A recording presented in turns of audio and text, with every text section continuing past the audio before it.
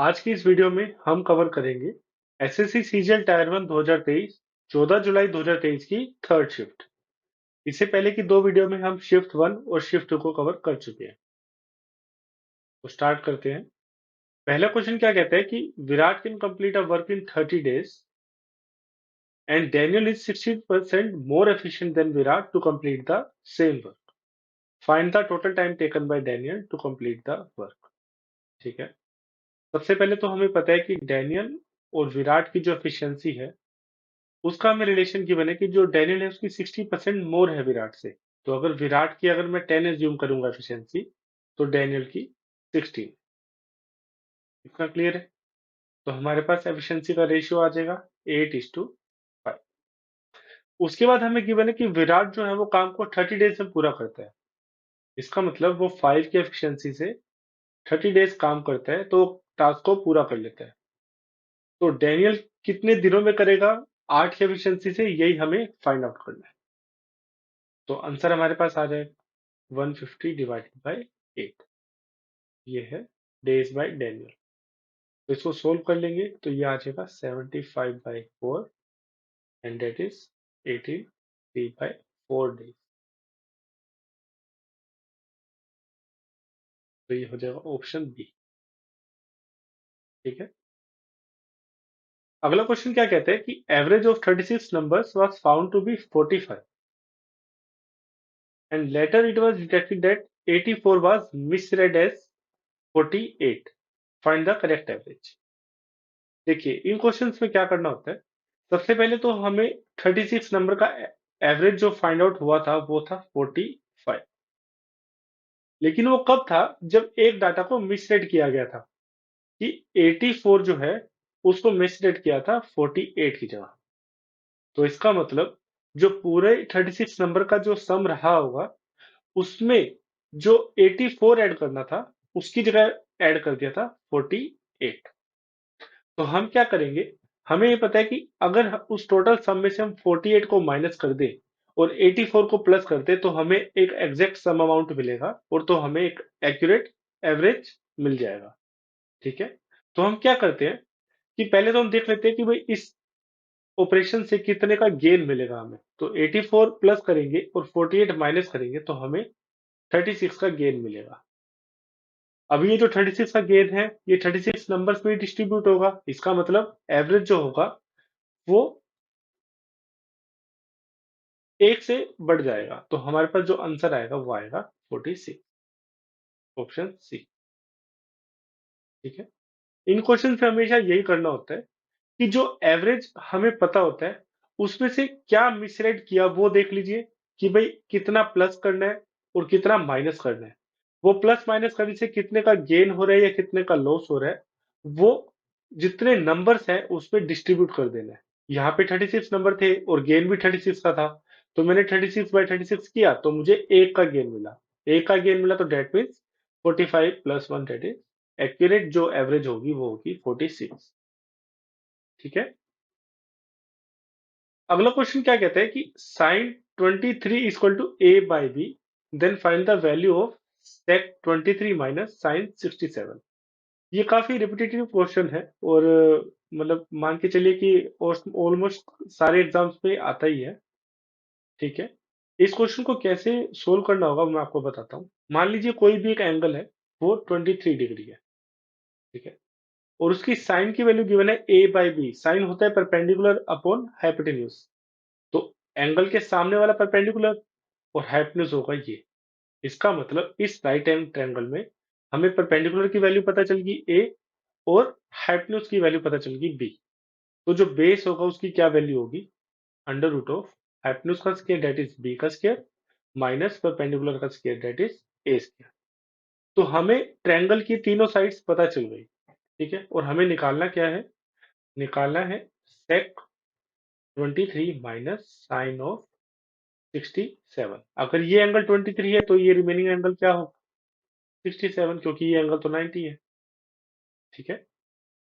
अब इसको सोल्व कर लेते हैं कि sec 23 sec की वैल्यू क्या होती है hypotenuse by base.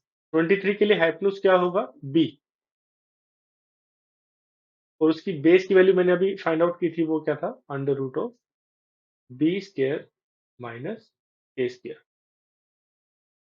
Minus sine of 67। 67 ये एंगल है, तो इसका अगर हम साइन निकालेंगे इसके सामने का perpendicular, that is under root of B square minus A square divided by hypotenuse. Hypotenuse मेरा क्या है, बी।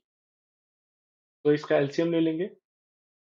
एलसीएम लेंगे तो क्या मिलेगा हमें, बी और under root of B square minus A square, ये मल्टीप्लाई हो जाएगा तो ये आ जाएगा बी स्क्वायर, तो ये इससे मल्टीप्लाई हो जाएगा तो मेरे पास आ जाएगा B square minus A square.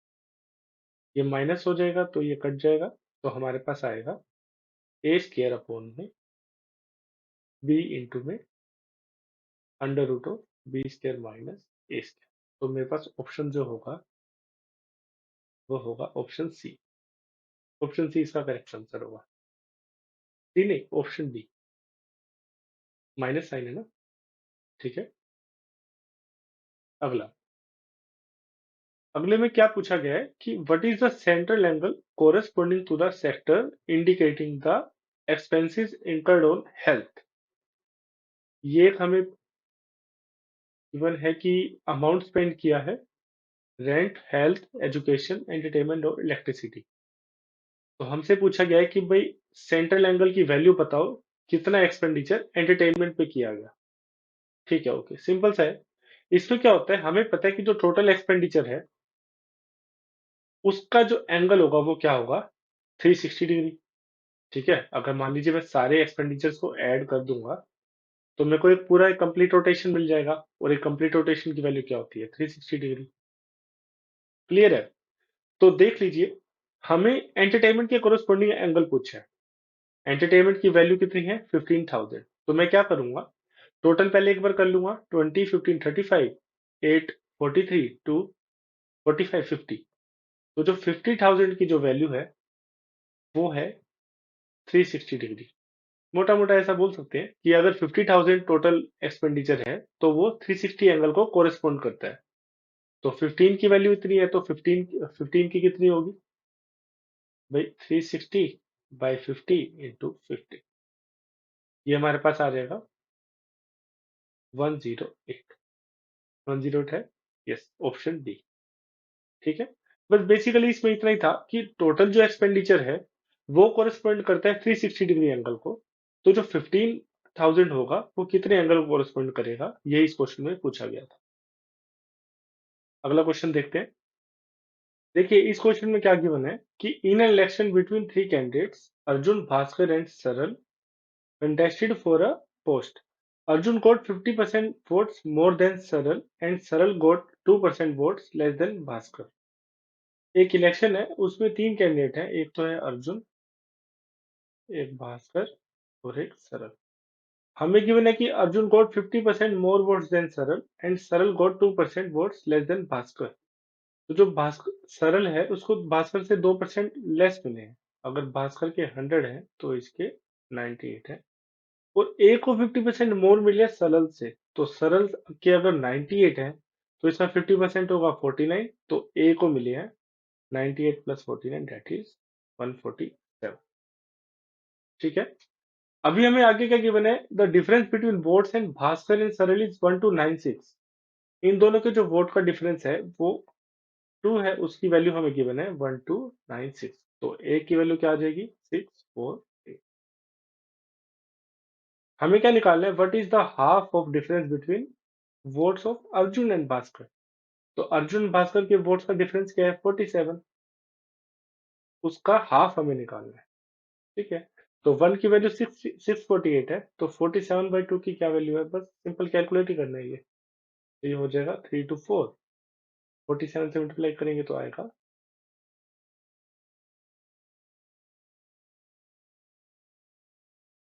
तो ये मेरे पास आंसर आ जाएगा 8221, ऑप्शन डी। ठीक है, सिंपल सा था। ठीक है, एक्सप्रेशन को सोल्व करना है, तो ये तो सिंपल सा ही है। 7 + 5 12 माइनस 12 0 7। ठीक है, सिंपल सा सोल्व करना ही है तो। अगला क्वेश्चन क्या कहता है, in an office a typing work can be finish by Monica in 6 hours. Monica जो है वो 6 घंटे में काम को पूरा कर देती है। अनीता 8 में, और जो मंजू है वो 5 आवर्स में करती है। How much time will they take if they work together.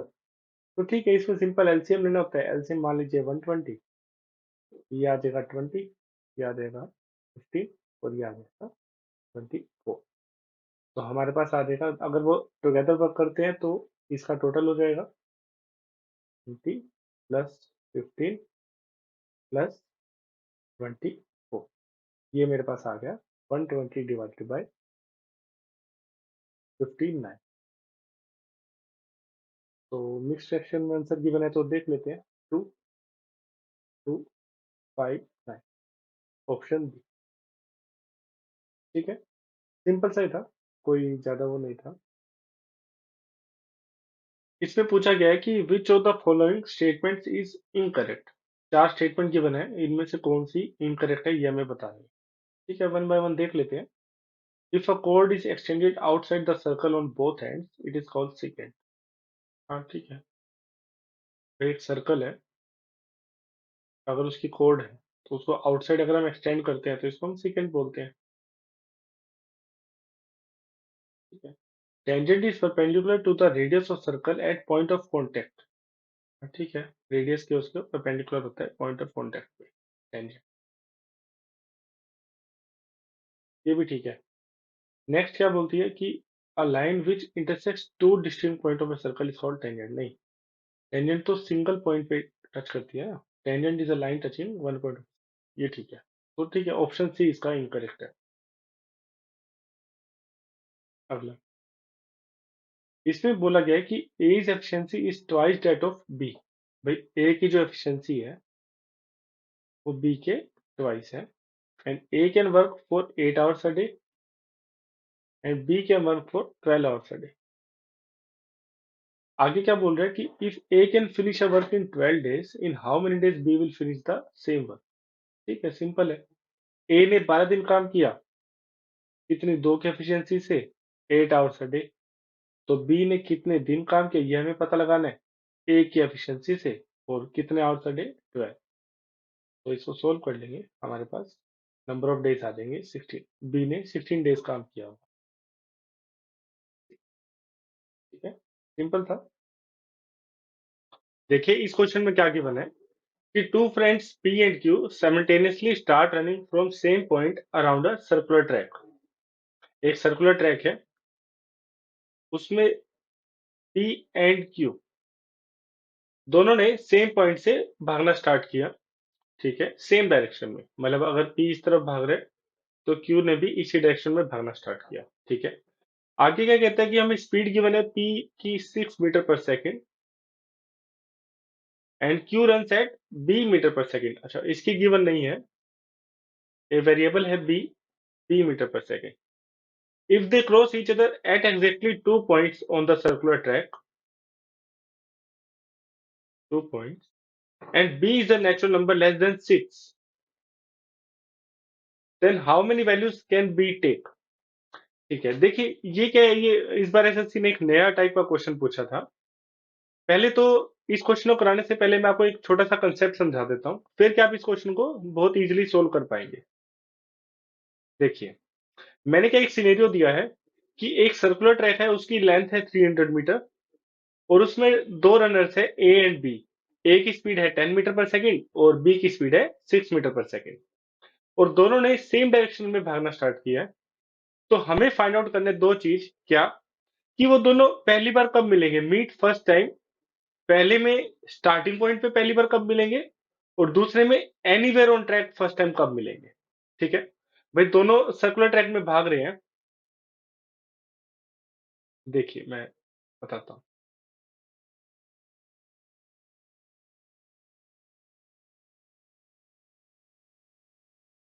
देखिए, दोनों सर्कुलर ट्रैक में मान लीजिए यहां से भागना स्टार्ट किया, ये स्टार्टिंग पॉइंट है ए और बी का, दोनों ने यहां से भागना स्टार्ट किया। अब जैसे जैसे वो एक की स्पीड ज्यादा एक की स्पीड कम है, तो एक फास्ट भागेगा और एक थोड़ा स्लो भागेगा। तो ये तो है ही कि स्टार्ट करने के बाद वो दोनों कहीं ना कहीं तो दोबारा मिलेंगे। हो सकता है जो फास्ट रनर है वो कंप्लीट करके आ जाए और बी अभी तक यहाँ तक ही पहुंचा हो, तो हो सकता है वो दोनों यहाँ कहीं मिले पहली बार। ठीक है, यहाँ मिलने के बाद फिर फास्ट रनर आगे निकल जाएगा, वो फिर दौड़ता रहेगा, तो जो स्लो रनर है वो थोड़ा पीछे रहेगा। हो सकता है वो दोबारा कहीं मिले, हो सकता है वो यहाँ कहीं मिल जाए दोबारा, है ना। तो हमें क्या पता लगाना है कि दोनों पहली बार कब मिले। एक तो सिनेरियो है कि स्टार्टिंग पॉइंट यहाँ पे दोबारा कब मिले, और एक सिनेरियो है एनीवेयर ऑन द ट्रैक, जैसा कि मैंने आपको यहाँ बताया कि ट्रैक में कहीं भी पहली बार कब मिले। ठीक है, ये दो सिनेरियो समझ लेते हैं, फिर क्या हम इस क्वेश्चन को इजीली कर पाएंगे। ठीक है, देखिए कैसे करना है। सबसे पहले तो हम ये वाला कर लेते हैं, anywhere on track. Anywhere on track के लिए हम क्या करेंगे, देखिए सबसे पहले तो मुझे पता है जिस मोमेंट पे इन दोनों ने भागना स्टार्ट किया होगा इस पॉइंट से, उसी मोमेंट पे ए बी से आगे निकल जाएगा, है ना, क्योंकि वो उससे फास्ट भागता है। अब क्या होगा कि ए अपना राउंड कंप्लीट कर रहा होगा और बी भी अपना इसी राउंड कंप्लीट कर रहा होगा, लेकिन होगा क्या, ए जैसे ही अपना राउंड कंप्लीट करके आएगा, फिर वो कहीं जाके बी को मान लीजिए यहाँ कहीं मिलेगा, है ना, यहाँ कहीं उन दोनों का पहला मीटिंग पॉइंट होगा। तो होगा क्या कि मुझे पता है जो ट्रैक की लेंथ है वो है 300 मीटर, और दोनों का जो स्पीड है वो है 10 और 6, तो इन दोनों की जो रिलेटिव स्पीड होगी, रिलेटिव स्पीड क्या होगी, 10 माइनस 6, दैट इज 4। जब मैं इसको सोल्व करूंगा तो मेरे पास आएगा 75 सेकेंड्स। मतलब इन शॉर्ट हो क्या रहा है कि दोनों के बीच का जो डिस्टेंस है 300 मीटर, क्योंकि एक सर्कुलर ट्रैक की लेंथ 300 मीटर है, उसी को ही कवर रिलेटिवली उसी को ही तो पूरा करेंगे दोनों मिलने के लिए दोबारा, है ना। जैसे पुलिस और थीफ वाले क्वेश्चन में हम क्या करते हैं, मान लीजिए एक थीफ यहां से भागना स्टार्ट हुआ 4 बजे 10 की स्पीड से, ठीक है, और 5 बजे पुलिस वैन को पता चला कि थीफ भाग गया है, और तब तक मान लीजिए थीफ यहां कहीं पहुंच गया इस पॉइंट पे। तब 5 बजे पुलिस मैंने नोटिस किया, तो 5 बजे पुलिस ने भागना स्टार्ट कर दिया। मान लीजिए वो 15 की स्पीड से भागता है, तो अब होगा क्या कि इस एक घंटे में मान लीजिए थीफ ने 300 मीटर कवर कर लिया, है ना, 300 मीटर कवर कर लिया। फिर जब पुलिस को उसे पकड़ना होगा, तो मान लीजिए यहां कहीं जाके पुलिस ने थीफ को पकड़ लिया, तो जो इन दोनों के डिस्टेंस था, जिस मोमेंट पे पुलिस ने भागना स्टार्ट किया, उस रिलेटिव डिस्टेंस को ही तो कवर करेगा, तो ही तो वो पुलिस थीफ को पकड़ पाएगा, है ना। तो इस क्वेश्चन से हम क्या करते थे भाई, जो दोनों के बीच का डिस्टेंस होता था और दोनों की जो रिलेटिव स्पीड होती थी वो हम माइनस कर देते थे, तो हमें टाइम मिल जाता था भाई कितने टाइम में पुलिस ने थीफ को पकड़ लिया। सेम वे में सेम वे में इस सर्कुलर ट्रैक वाले क्वेश्चन पे हम करते हैं। जैसे देखिए, पहले मैं इसको हटा देता हूं। भाई वो सिनेरियो था एक लीनियर पाथ पे, ये जो सिनेरियो है ये सर्कुलर पाथ में, बस इतना ही डिफरेंस है, बाकी सब चीज सेम है। तो हमने क्या करा, हमने लिखा डिस्टेंस भाई 300 metre divided by relative speed, तो हमें टाइम मिल गया, ये वो टाइम मिला जिस टाइम में ए और बी हमें पहली बार मिले एनीवेयर ऑन ट्रैक। इतना सिनेरियो क्लियर है। ठीक है, अब हम क्या करते हैं, अब हम स्टार्टिंग पॉइंट वाला सिनेरियो डिस्कस करते हैं। स्टार्टिंग पॉइंट के लिए हमें क्या करना होगा, पहले तो हम ये पता लगाएंगे कि जो ए है वो इस ट्रैक का पहला राउंड कितने टाइम में पूरा करता है। तो अगर हमें ए का टाइम निकालना है तो हमें डिस्टेंस पता है, हमें ए की स्पीड पता है, तो हमें टाइम मिल जाएगा 30 सेकेंड। भाई ए जो है 30 सेकेंड में अपना राउंड पूरा करता है। सिमिलरली हम बी के लिए निकाल लेंगे। भाई ट्रैक की लेंथ है 300 मीटर, उसकी स्पीड है 6, तो ये हमारे पास आ जाएगा 50 सेकेंड्स, है ना। तो ए 30 सेकेंड्स पे राउंड कंप्लीट करता है और बी जो है वो 50 सेकेंड्स पे राउंड कंप्लीट करता है। तो हमें निकालना है कि स्टार्टिंग पॉइंट पे ये ए कब कब आएगा। ए स्टार्टिंग पॉइंट पे कब कब आएगा, एक तो 30 सेकेंड के कंप्लीशन पे आएगा, एक 60 सेकेंड के कंप्लीशन पे आएगा, एक 90 सेकेंड के कंप्लीशन पे आएगा, 120 पे आएगा, 150 पे आएगा, एंड सो ऑन।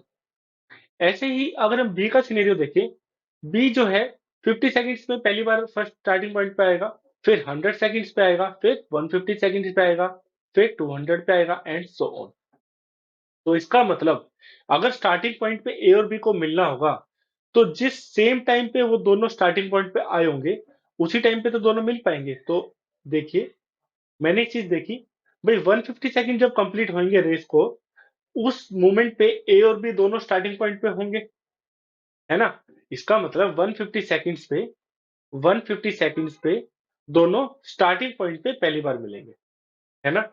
इस चीज को मैं ऐसे भी कर सकता हूं कि अगर मैं 30 और 50 का एलसीएम निकाल लूं, क्योंकि बेसिकली 150 है क्या, 30 और 50 का एलसीएम है। अगर मैं 30 और 50 का एलसीएम निकाल लूं, तो मुझे जो आंसर मिलेगा वही वो मेरा आंसर होगा किस चीज का, कि स्टार्टिंग पॉइंट पे दोनों रनर पहली बार कब मिलेंगे। ठीक है, इसको मैं थोड़ा अच्छे से लिख देता हूँ। देखिए,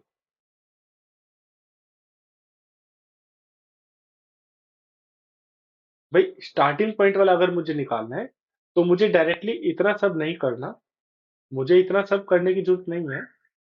ये सब मुझे सिंपली क्या करना होगा, दोनों के जो सर्कल पूरा करने का टाइम है, उस टाइम का एलसीएम ले लेना है, और जो मुझे आंसर मिलेगा वही मेरा स्टार्टिंग पॉइंट पे मिलने का टाइम होगा, है ना।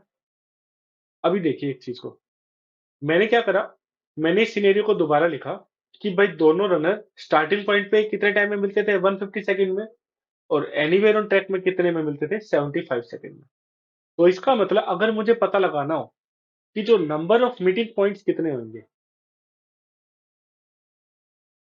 नंबर ऑफ मीटिंग पॉइंट्स कितने होंगे स्टार्टिंग पॉइंट पे दोबारा मिलने तक, वो कैसे पता लगाऊंगा। देखिए, ये मुझे पता है स्टार्टिंग पॉइंट पे दोनों 150 सेकंड होंगे, तो टाइम मेरे पास आ गया 150 सेकंड। और ये भी मुझे पता है दोनों हर 75 सेकंड में मिल रहे हैं, तो पहली बार वो 75 सेकंड में मिलेंगे, और दूसरी बार वो मिलेंगे 150 सेकंड में, तीसरी बार मिलेंगे 225 सेकंड में, एंड सो ऑन। ठीक है, तो इसका मतलब 150 सेकंड्स तक दोनों एग्जैक्टली 2 पॉइंट्स उनका मीटिंग पॉइंट्स होगा, 2 बार। तो अगर मैं नंबर ऑफ मीटिंग पॉइंट्स की बात करूं, तो मेरे पास वो आंसर निकल करके आया इस सिनेरियो में 2, है ना। इसी का ही एक शॉर्टकट है। शॉर्टकट क्या कहता है, शॉर्टकट कहता है कि जो दोनों की स्पीड है, दोनों की जो स्पीड है उसको सिंप्लीफाई कर लीजिए। दोनों की जो स्पीड है उसको सिंप्लीफाई कर लीजिए। जैसे इसमें स्पीड 10 और 6 है, तो 10 और 6 को अगर मैं सिंप्लीफाई करूंगा, तो मुझे निकल करके आएगा 5:3।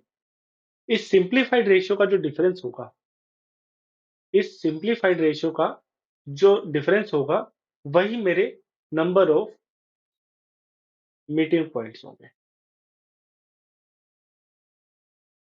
तो मैंने क्या बोला कि जो सिंप्लीफाइड रेशियो का जो डिफरेंस होगा, 5 - 3, वही मेरे पास नंबर ऑफ मीटिंग पॉइंट्स होंगे। इतना सिनेरियो समझ आ गया।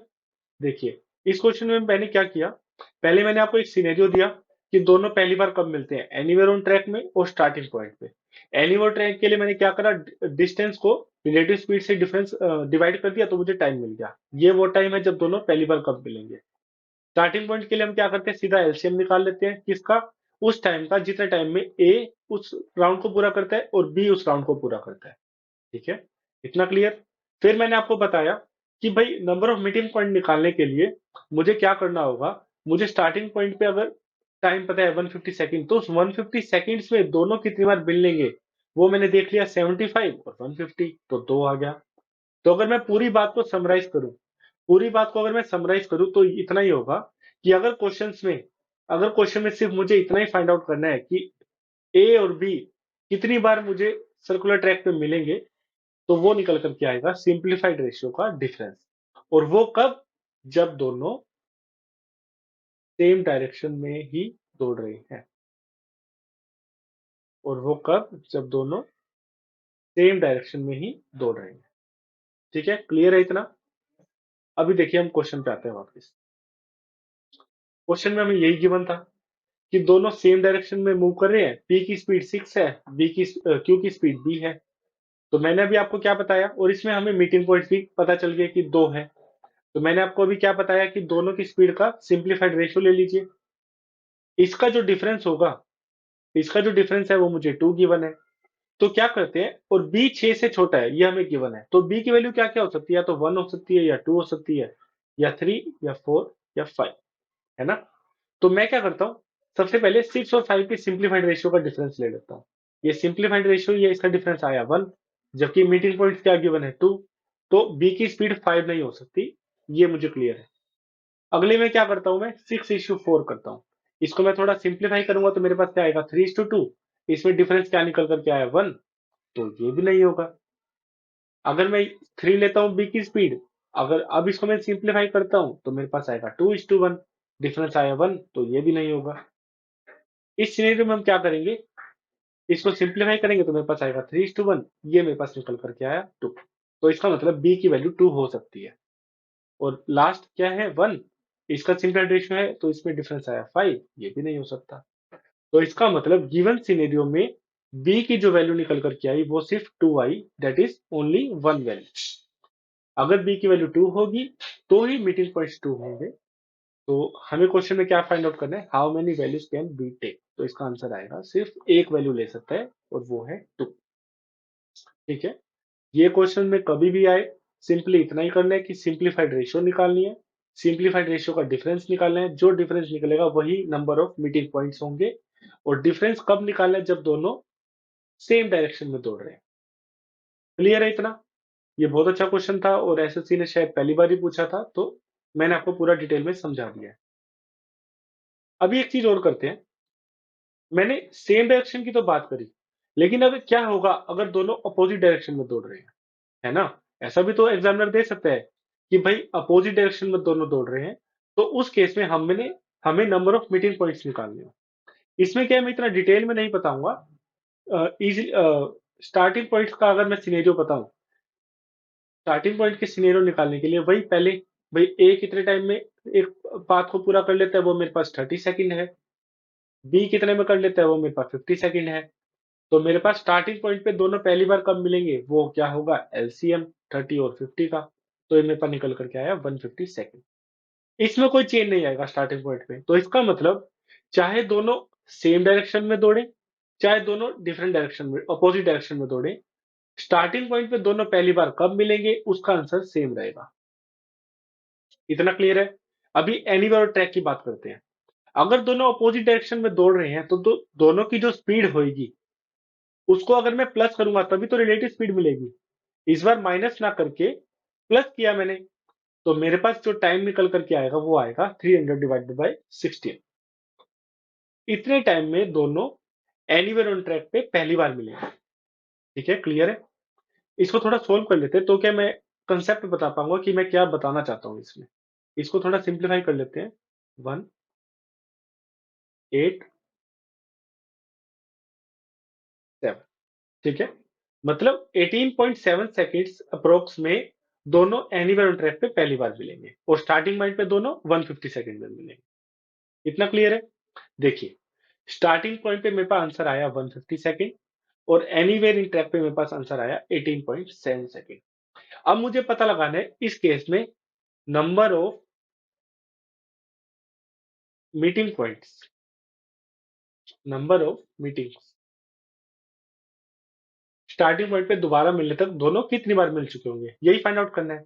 देखिए, पहली बार मिले 18.7 पे, दूसरी बार मिलेंगे 37 पॉइंट समथिंग पे, एंड सो ऑन।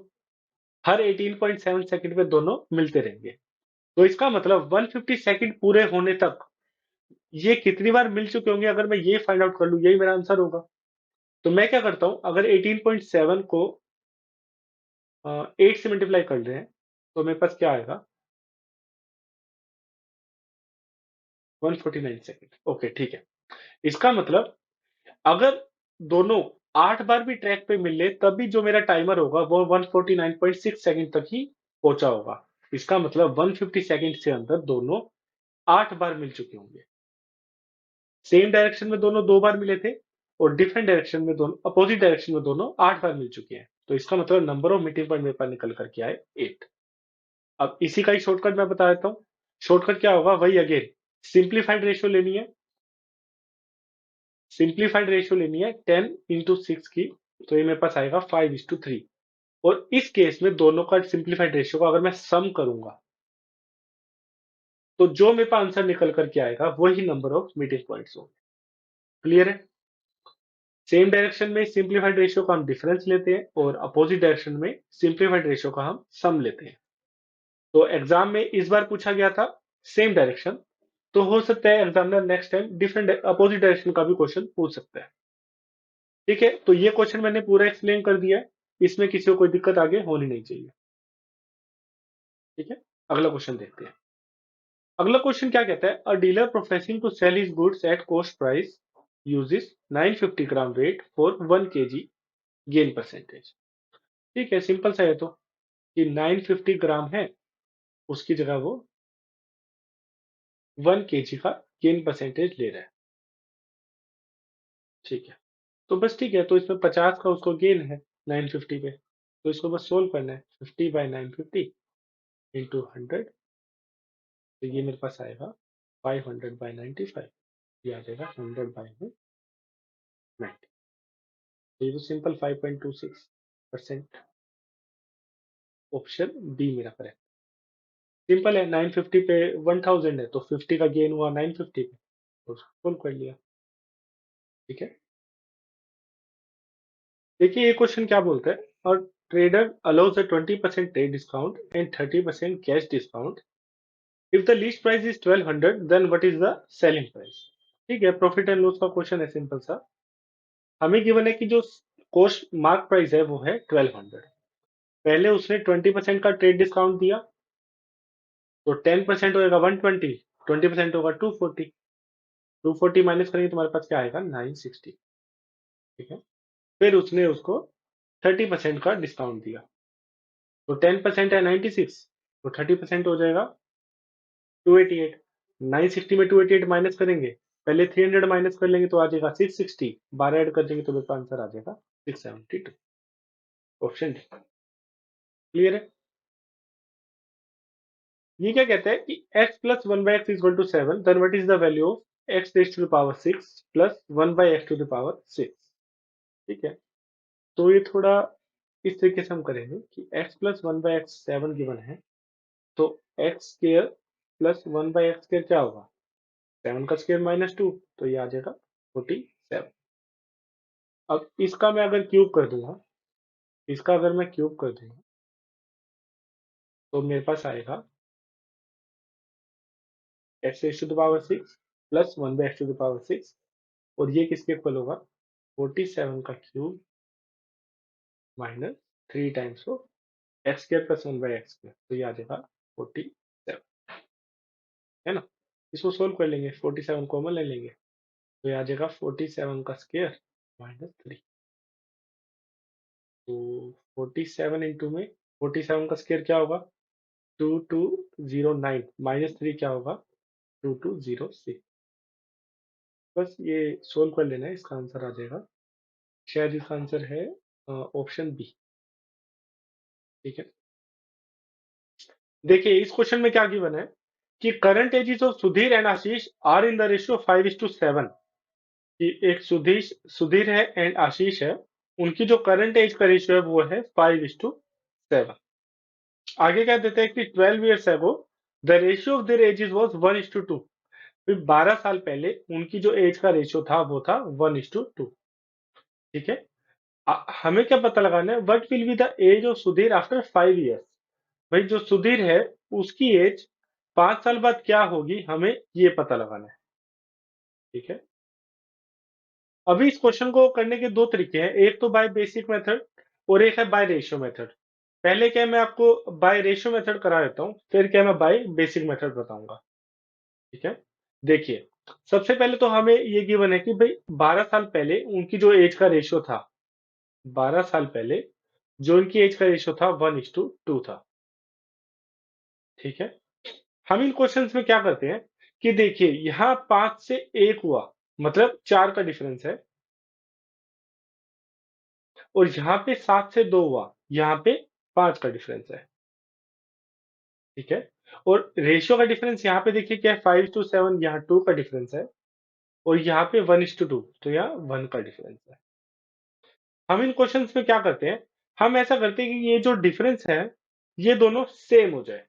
तो सेम करने के लिए क्या होगा, इसको 2 से मल्टीप्लाई करेंगे, तो जो ऊपर की रेशियो है इसको हम 2 से मल्टीप्लाई कर देंगे, तो हमें क्या मिलेगा तो ये मिलेगा 2:4।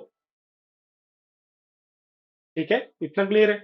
2:4 करने से क्या होगा कि देखिए, अगर मैंने 2 से मल्टीप्लाई करा दोनों को, तो रेशियो निकल करके आया 2:4। और पहले क्या था, 5:7। तो ये 12 साल पहले की बात है। ठीक है, अब देखिए, यहाँ 5 से 2 का डिफरेंस कितना है, 3। यहाँ 7 से 4 का डिफरेंस कितना है, 3। अब ये बराबर हो गया डिफरेंस। ठीक है, अब ये जो -12 है 12 साल पहले, ये 3 की वैल्यू निकल करके आई। भाई 5 से 2 हुआ तो ये 3 का डिफरेंस, 7 से 4 हुआ ये 3 का डिफरेंस। तो जो 3 का डिफरेंस है उसकी वैल्यू 12 है। ठीक है, 3 की वैल्यू 12 है तो 5 की कितनी होगी, भाई 1 की 4 होगी तो 5 की होगी 5 इंटू 4 दैट इज 20। तो ये मुझे पता चल गया कि सुधीर की जो प्रेजेंट एज है वो है 20 साल, और 5 साल बाद कितनी होगी, वो होगी 25। ठीक है, लेकिन मैं क्या रिकमेंड करूंगा, मैं रिकमेंड करूंगा इन क्वेश्चंस को बाय बेसिक ही किया जाए, क्योंकि ये कंफ्यूजिंग में नहीं होंगे और हार्डली 10 से 15 सेकंड में पूरा क्वेश्चन सोल्व हो जाएगा। देखिए कैसे करेंगे हम, कि हमें प्रेजेंट एज का रेशियो गिवन है 5:7, तो ये 5x को 7x मान लेते हैं, और 12 साल पहले मतलब दोनों के एज में -12 कर देंगे। 12 साल पहले उनकी एज का रेशियो क्या था, 1:2। इसको सोल्व करेंगे क्रॉस मल्टीप्लाई, तो ये आ जाएगा 10x minus 24 is equal to 7x minus 12। इधर भी x की वैल्यू क्या आएगी, ये आएगी 3x is equal to 12 and x is equal to 4। x की वैल्यू 4 आई तो मैंने 5x और 7x मानी थी, तो सुधीर की जो प्रेजेंट एज है वो क्या आई, वो आई 5 इंटू 4 दैट इज 20। 20 आई, और 5 साल बाद हमें पता लगाना है, तो 5 साल बाद क्या होगी, 20 प्लस 5, वो आएगा 25। तो देखा जाए तो बेसिक से भी मेरे पास 1 की वैल्यू 4 आई, और यहाँ भी रेशियो मेथड से भी 3 की वैल्यू 12 थी, तो 1 की वैल्यू 4 निकल करके आई थी। मेथड दोनों इजी है, लेकिन मैं रिकमेंड करूंगा कि आप बाय बेसिक जाएं इन क्वेश्चंस में, तो ज्यादा अच्छा रहेगा। ठीक है, अगला क्वेश्चन देखते हैं।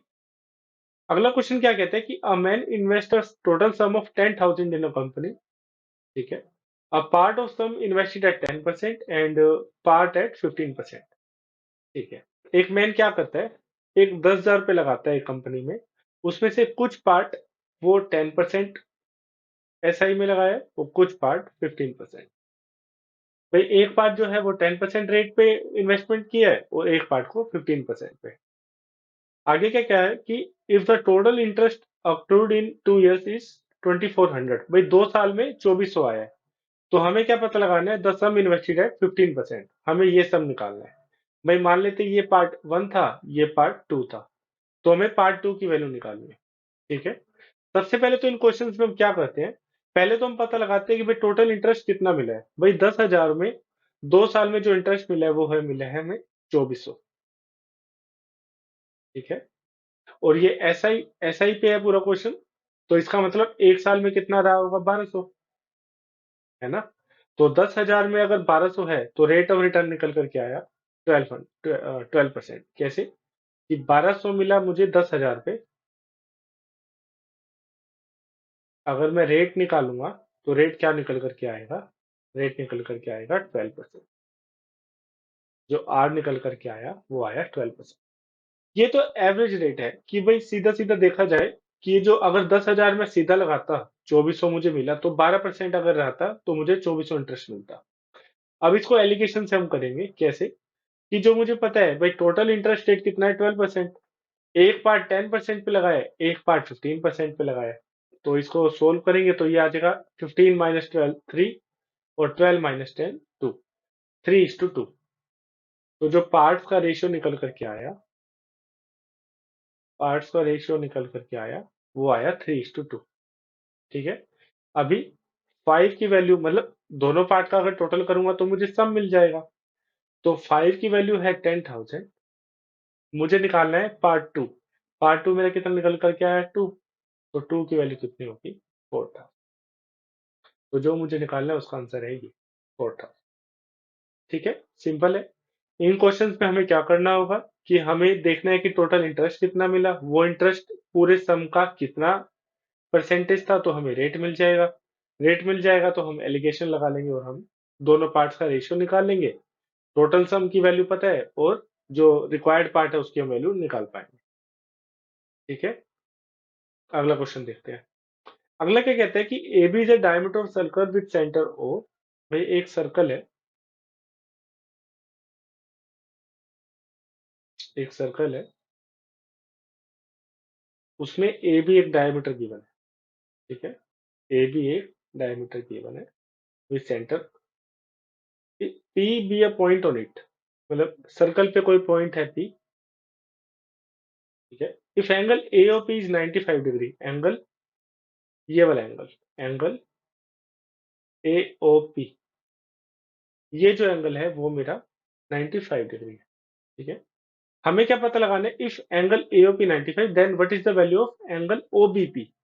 ओबीपी मतलब ये वाला एंगल, ओबीपी, ये एंगल हमें फाइंड आउट करना है। तो ये तो सिंपल है, इसमें क्या करिए, ये देखिए, ये जो आर्क एपी है, आर्क एपी है यहां से यहां तक की। ठीक है, आर्क एपी, हमें एक प्रॉपर्टी पता है कि कोई भी आर्क अगर सेंटर पे जो एंगल बनाती है वो रिमेनिंग पार्ट पे बनाए एंगल का डबल होती है। हम क्या बोलते हैं उसको, angle at the centre, angle at the centre is double of the angle subtended on a remaining part, subtended at remaining part।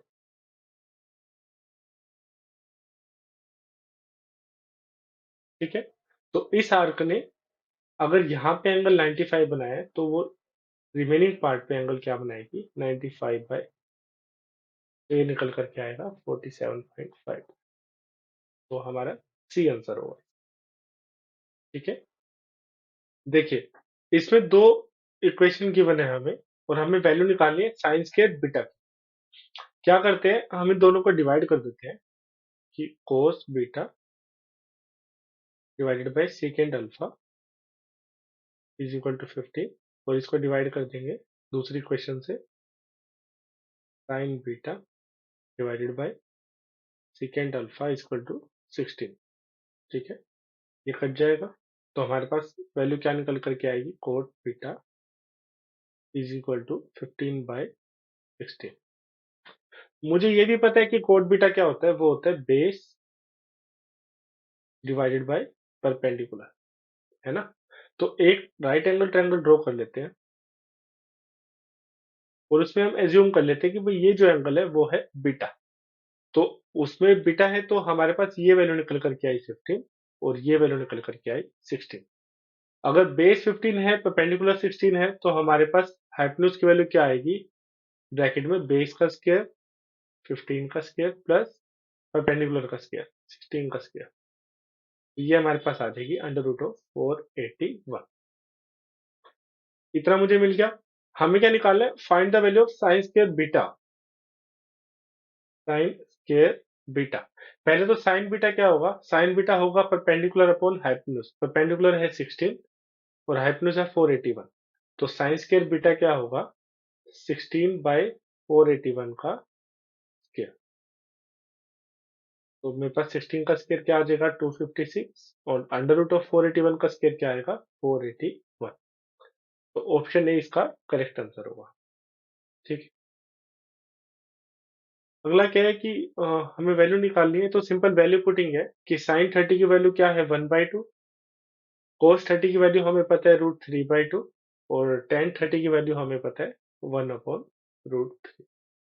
भाई इसको सोल्व कर लेना है, सोल्व करने के लिए क्या हम एलसीएम लेंगे, भाई एलसीएम आ जाएगा 2√3, तो यहाँ आ जाएगा √3 प्लस 3 प्लस 2, तो ये आ जाएगा 5 प्लस √3 डिवाइडेड बाय 2√3। ठीक है, ऑप्शन ए करेक्ट आंसर होगा। अगला क्या है कि ये एक इक्वेशन की बने, हमें वैल्यू निकालनी है सेकेंड थीटा की पावर 4 माइनस टेन थीटा की पावर 4।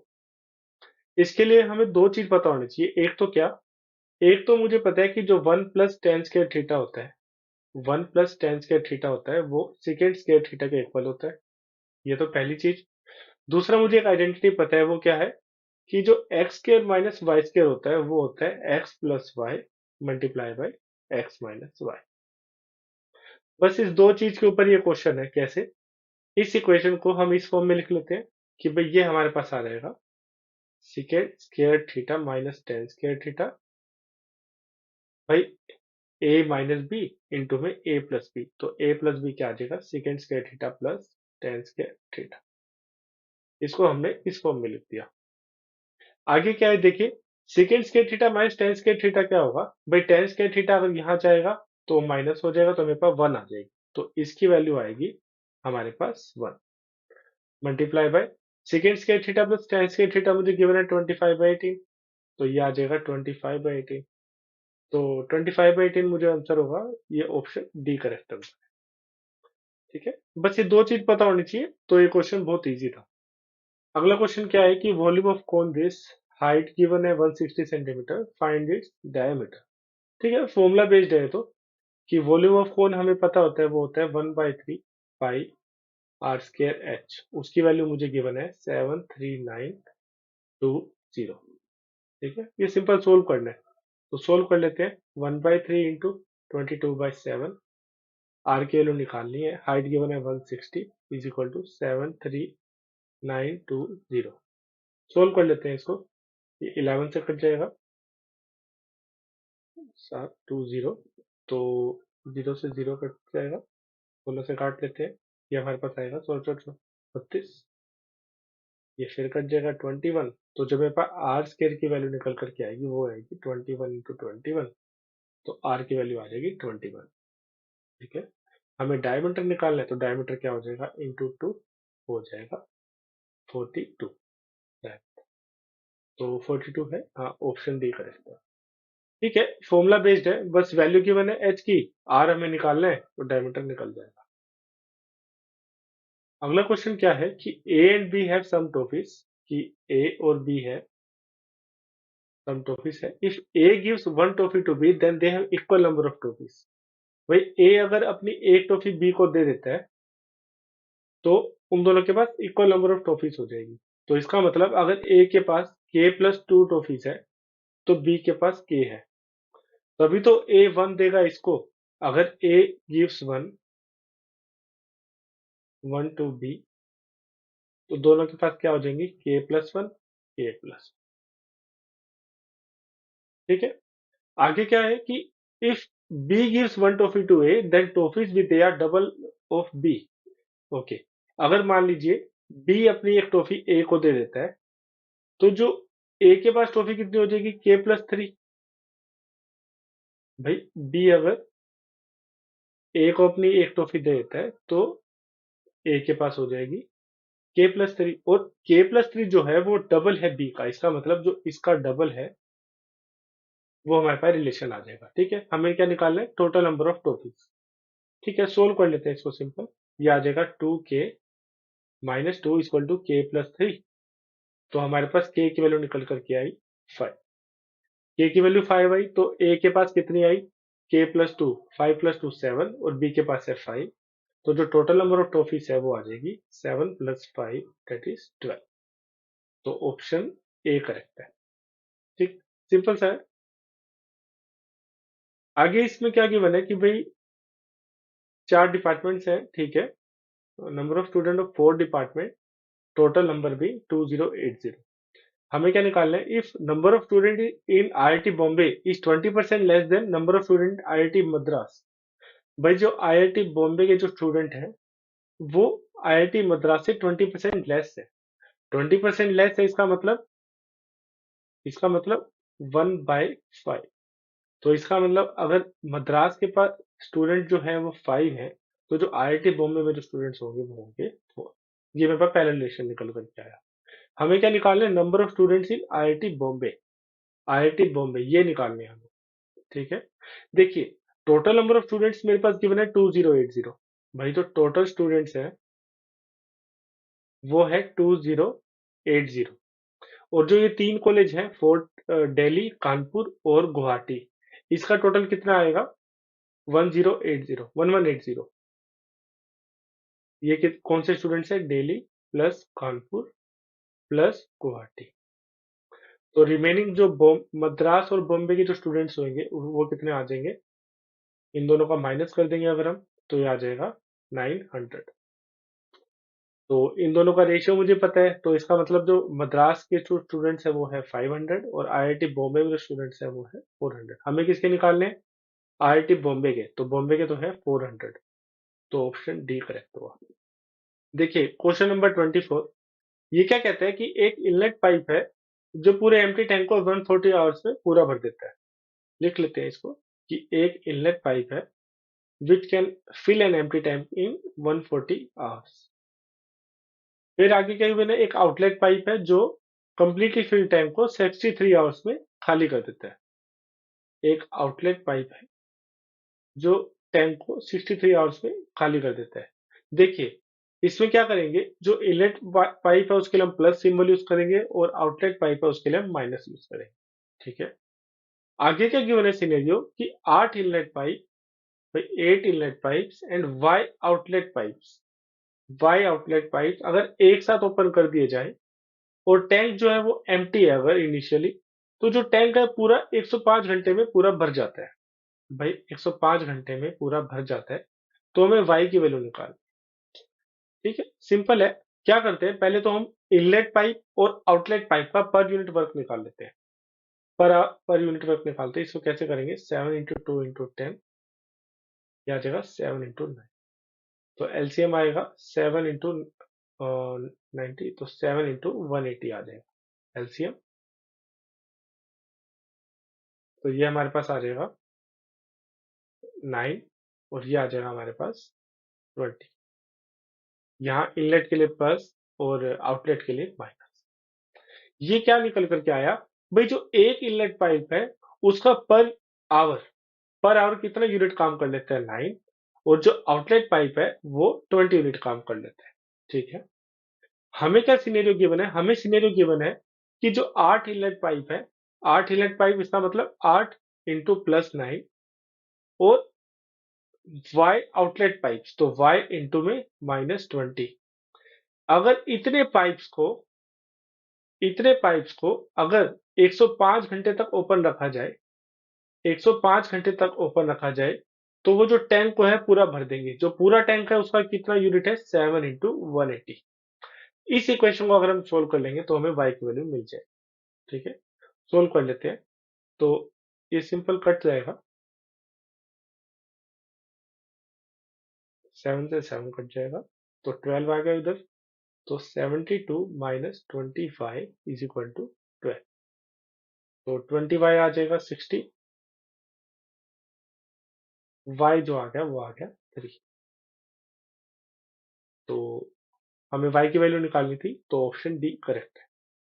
ठीक है, देखिए इस क्वेश्चन में क्या गिवन है कि Jahangir had to cover a distance of 90 kilometre in an hour. During the first 25 minutes he traveled at a speed of 15.2 meter per second. Then how many meters did Jahangir cover per second during the remaining period to reach his destination on time? Okay, देखिए एक journey है, वो है 90 kilometre की 60 minutes में। ठीक है, और उसकी जो फर्स्ट 25 मिनट्स की जो जर्नी है वो उसने 15.2 मीटर पर सेकंड की स्पीड से ट्रेवल करा। हमें पता लगाना है कि जो रिमेनिंग 35 मिनट्स की जो जर्नी बची है उसमें कितनी स्पीड से वो ट्रेवल करे कि जो वो ऑन टाइम पहुंच जाए, है ना? तो ऐसा करते हैं कि ओवरऑल एवरेज स्पीड निकाल लेते हैं पूरी जर्नी की। अगर 90 किलोमीटर एक घंटे में करना है तो कितनी रही होगी?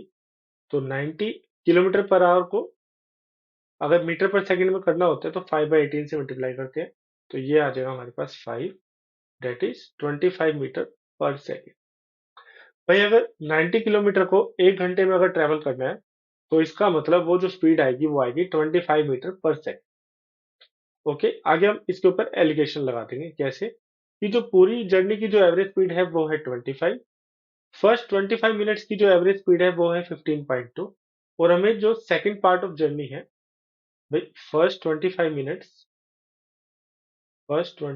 मिनट्स की जो जर्नी है वो 15.2 से चला, तो जो नेक्स्ट 35 मिनट्स की जो जर्नी है वो कितनी स्पीड से चला, हमें यही फाइंड आउट करना है। मान लीजिए ये टी स्पीड से चला, तो एलिगेशन लगा देंगे, क्या आएगा हमारे पास, यहाँ पे आएगा t-25 divided by 25 - 15.2 is equal to, इसका रेशियो कितना होगा, 5:7, 5:7, तो ये आ जाएगा 5/7। बस अब इस इक्वेशन को सोल्व कर लेंगे, आएगा हमारे पास 70 माइनस 175 इज इक्वल टू, फिर से लिख लेता हूँ, हमारे पास आया 70 minus 175 is equal to 125 minus, ये आ जाएगा हमारे पास 76। तो 70 की जो वैल्यू निकल करके आएगी वो आएगी हमारे पास 224। टी की वैल्यू क्या आ जाएगी, 32। तो ऑप्शन सी करेक्ट होगा। ठीक है, जब भी टाइम एंड डिस्टेंस में इस तरीके का क्वेश्चन है कि एक जर्नी है उसको इतने शेड्यूल टाइम में पूरा करना है, और पहला पार्ट ऑफ जर्नी गिवन है और सेकंड पार्ट ऑफ जर्नी का मान लीजिए हमें स्पीड निकालना है या टाइम निकालना है, तो उसके ऊपर हम एलिगेशन लगा के इस क्वेश्चन को कर सकते हैं। ठीक है, तो आज हमने इसका 14 जुलाई की थर्ड शिफ्ट का डिस्कशन पूरा कर लिया है। नेक्स्ट वीडियो में हम 15 जुलाई की फर्स्ट शिफ्ट का डिस्कशन करेंगे। ओके, ठीक है, बाय बाय।